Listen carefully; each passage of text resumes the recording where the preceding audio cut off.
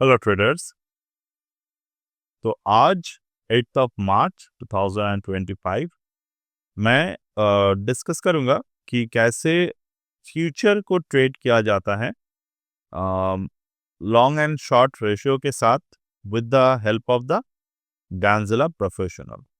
तो ये मैंने गोदरेज कंज्यूमर के स्टॉक को ऑब्जर्व किए हैं। Now I would like to look at the future of it. अब इस पर्टिकुलर स्टॉक के मुझे नियर बाय फ्यूचर को लेना होगा, जैसे कि मार्च 2025। तो मार्च 2025 के जो फ्यूचर हैं वो रिसेंटली स्टार्ट हुए हैं। तो बैक टेस्ट के पर्पस पे मैं आपके साथ जो पर्टिकुलर डेटा है उसके साथ शेयर कर रहा हूं, जो कि ये है। और कैसे हम लोग हमारे ही जो ट्रेडिंग पैटर्न है उसके ऊपर हम लोग डिस्कशन करेंगे। तो पहली बात, स्टॉक्स को ढूंढा कैसे जाता है। कोई भी स्टॉक अगर अपने रिसेंट बॉटम को ब्रेक करते हैं तो वो हमारे स्कैनर में रिफ्लेक्ट होते हैं। ये स्टॉक जो है हमारे स्कैनर में रिफ्लेक्ट होते हुए आ रहे हैं पिछले इस जोन से। ये रिसेंट बॉटम था मार्केट में। रिसेंट बॉटम को मार्केट ब्रेक किया अक्टूबर मंथ पे, ये एक बार रिफ्लेक्ट हुआ। उसके बाद हमने ये देखा कि रिसेंट बॉटम को मार्केट ने रिफ्लेक्ट किए 18 नवंबर के बाद, ये एक बार हमारे सामने आए। देन रिसेंट बॉटम प्रीवियसली जो बना था वो ये वाले पैटर्न पर, ये स्कैनिंग में नहीं आते, बट अगर मैं ऑब्जर्व कर रहा हूं तो वो आते हैं। और यहाँ पर जो रिसेंटली मार्केट में बना था फरवरी मंथ पे, तो यहाँ पर स्टॉक जो है हमारे रडार में आए।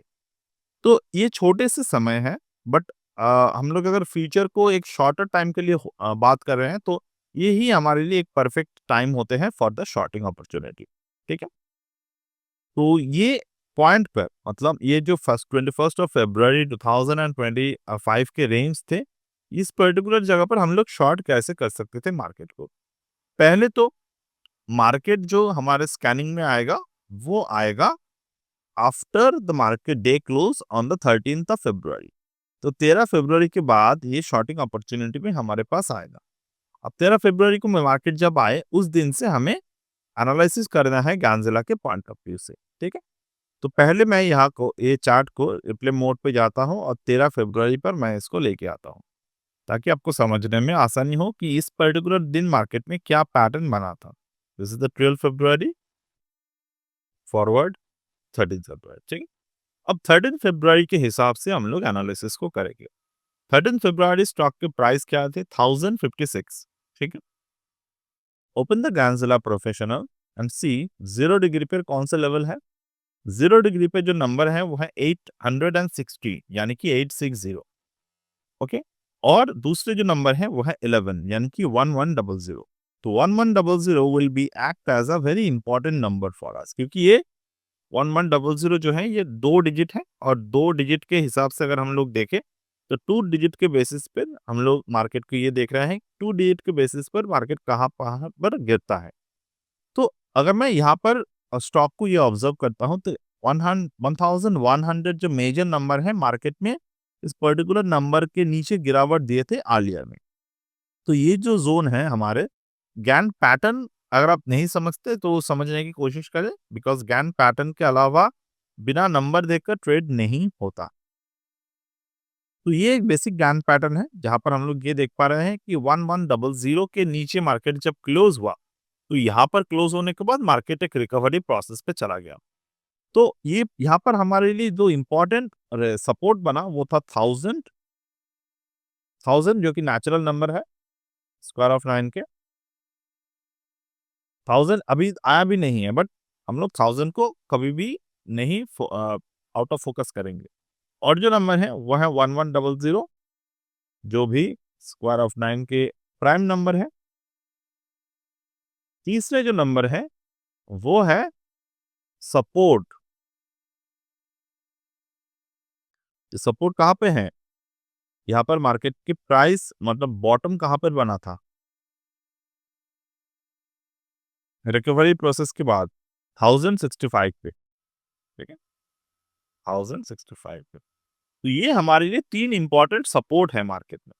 अब देखिए 1065 को रिसेंटली मार्केट ने ब्रेक किया, मतलब on the day of 13th of February.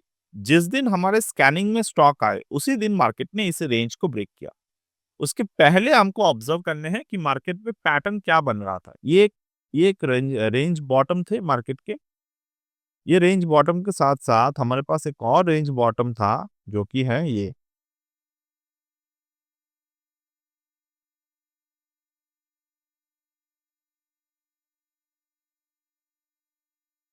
हम ज्ञान पैटर्न मैंने क्यों कहा कि ये बिना ज्ञान पैटर्न को समझे अगर आप ट्रेड ले रहे हो तो that will be a mistake for you. ये बॉटम है, ये एक और बॉटम है।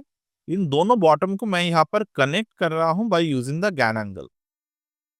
ये ज्ञान एंगल के बॉटम कनेक्शन स्ट्रैटेजी है। बॉटम टू बॉटम, बट आपको पहले तो परफेक्ट बॉटम को आपको आइडेंटिफाई करना आना चाहिए।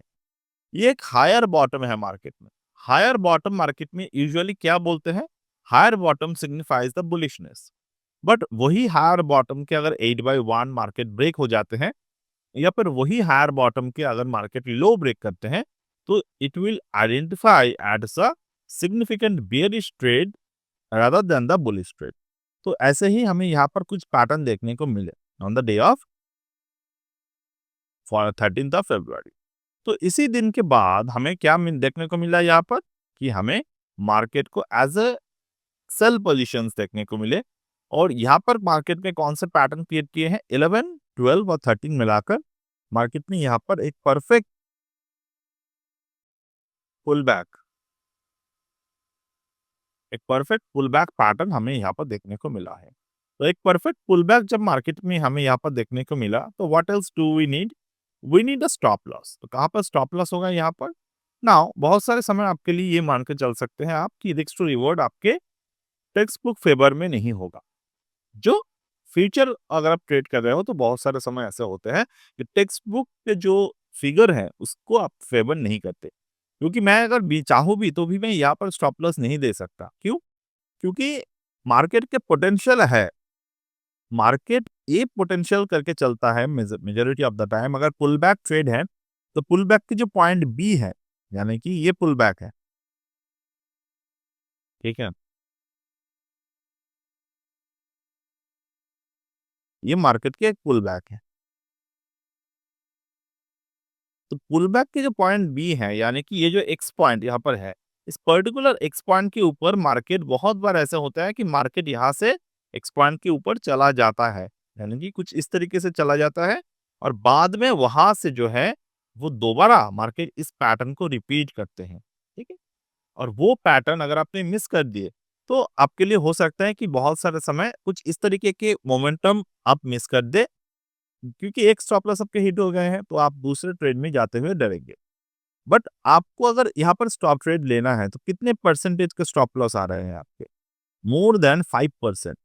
On a future trading basis 5% एक बिग नंबर। तो यहाँ पर यूजुअली क्या करना जरूरी है? Buy a future, sorry the sell the future and do a simple hedge. जो हेज आपको अनलिमिटेड डाउनसाइड के प्रोटेक्शन पे हो सकता है उतने ज्यादा प्रॉफिट ना दे, बट जो अगर मार्केट थोड़े से जंप करते हैं ऑन द अपवर्ड साइड वो आपको ज्यादा लॉस भी ना दे और आप आपके ट्रेड को होल्ड कर पाए for the longer period of time until and unless the market are breaking the 1113। ये 1113 के ऊपर अगर जाते हैं मार्केट तो आपको समझना होगा मार्केट 1/1 एंगल को ब्रेक कर रहे हैं एंड इट इज रिकवरिंग। तो अब टारगेट क्या होंगे हमारे? तो 11 के नीचे जो हमारे टारगेट होगा वो मेजोरिटी ऑफ द टाइम हम लोग सिंबलाइज करते हैं 180 डिग्री को। बट इस केस में जैसे कि 1100, तो अगर हम लोग यहाँ पर सिंबलाइज करें 180 डिग्री को तो क्या होगा? 10600 यानी कि 10,600।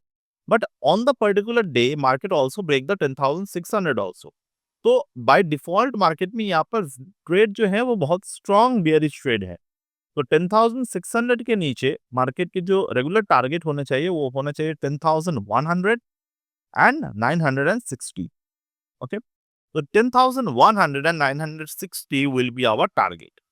सो 10,100, ओके,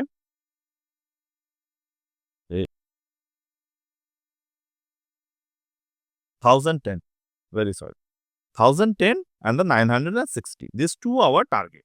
980, ठीक है। ये दोनों हमारे लिए एक मेजर टारगेट बनेगा। अब कितने परसेंटेज के टारगेट यहाँ पर है? First target is the 4.5%, second target is the 9%। तो ये दोनों टारगेट है हमारे लिए। अब मैं इसको रियल टाइम में लेके आता हूँ। Now you can see the real target 10,010, 10,010 के जो टारगेट है वो अचीव हुए हैं। Right now we are open for the target of 9,960। अभी 960 के टारगेट आना बाकी है। So if you are playing with the strategical way, you can easily maintain this kind of trade scenario in your own trade. So I hope you are able to understand this thing, and we'll get back in the next video with more examples and it. So that's it for today, and